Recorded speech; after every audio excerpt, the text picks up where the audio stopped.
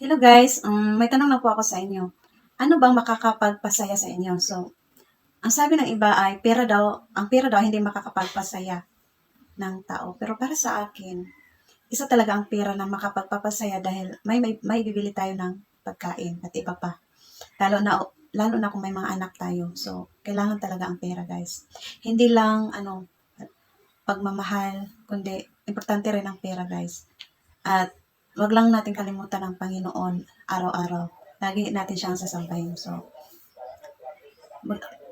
masaya talaga kapag may pera ka kasi paano na lang kung walang laman sikmura mo, gutom na gutom ka. So, di ba? Hindi ka magiging masaya dahil yung mga, halimbawa, may mga anak ka nagugutom, umiiyak dahil wala kang pambili. So, paano na lang yan? So, kailangan talaga ang pera, guys. Then, mabibili mo lahat ng gusto mo. Huwag mo lang gamitin sa masama at gagamitin mo lang sa mga mabubuti. Kung sobra-sobra yung pera mo, so, isi-share mo sa iba para makatulong ka naman. Then, yun lang guys. Pag-comment na lang guys kung ano ang makapagpapasaya sa inyo. Then, don't forget to like, share, comment, and subscribe to my channel. And please hit the notification bell para updated po kayo sa bago kong video. Yun lang guys. Thank you for watching. God bless.